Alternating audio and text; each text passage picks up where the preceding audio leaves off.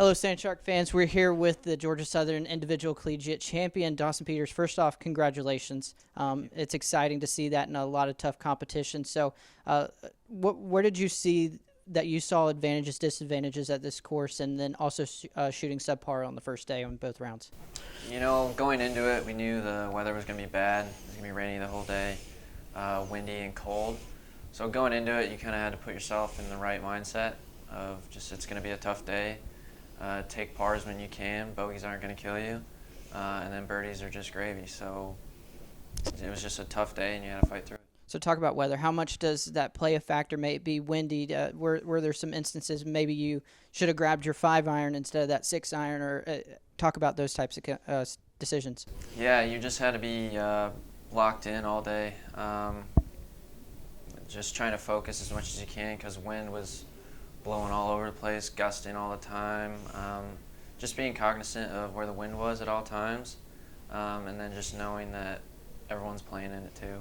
So you just gotta do your best and then pick the right number. So kind of what I just mentioned earlier, subpar on both days, only person to do that in the first 2 rounds.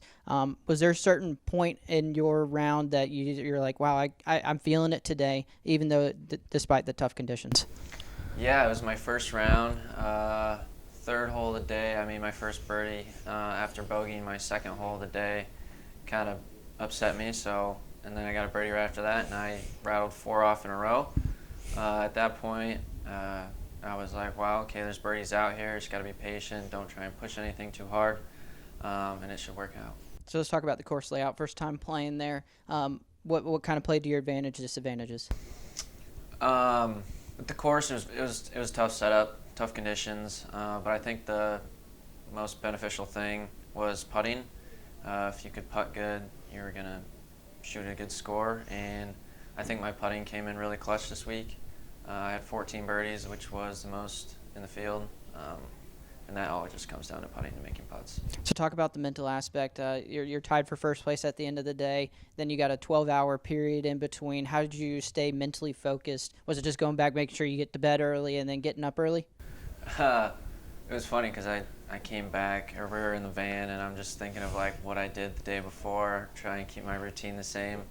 But no, I just came back, had a cup of tea, went to bed, and just woke up at 5 again and got in the car and went. So let's talk about a different kind of format. It's an individual-only tournament, and normally with teams, and you're playing it with your team, and then this past fall with COVID restrictions, you're playing with literally your team. Now this tournament, you're kind of scattered all across it, and you're only kind of worried about yourself, even though you are concerned about how your teammates, but it's more in the back of your mind. Talk about that, and was it a benefit? Was it challenging? What are your thoughts?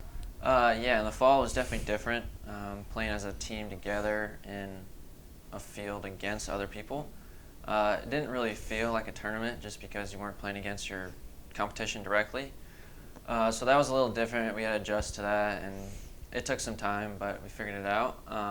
But for this event, being an individual event outright, it was kind of cool to just be dependent on yourself. Not like you're worried or concerned about what your teammates are doing, but it just helps kind of in your mind that, okay, this is all me. I have this week to myself. I'm going to make the most of it, and I did. I think the big thing, y'all were the only NAIA and even D2 lower school there at this competition. Schools such as Kansas State out of the Big 12, a couple SoCon teams, as well as some Sun Belt teams. Was that intimidating? Was it challenging? Were you eager to go against these teams that are kind of household names? Yeah, no, I think I was more excited because I knew that I could compete with these guys. And then after the first day, I really knew that, okay, well, just because you're in the NAI or D1, D2, D3 doesn't mean you can't compete with the best. Yeah, I was more excited to get after it, and yeah, it was a lot of fun. So carrying over that D1 mentality, have another D1 meet with the back at Old South and George Washington hosting it. Do you like kind of playing at this own course, and now you have a little bit feel of it, and then bringing a different feel with all these different D1 teams? Yeah, it's definitely going to be an advantage to be at home, knowing the course, playing it so many times, qualifying all the time.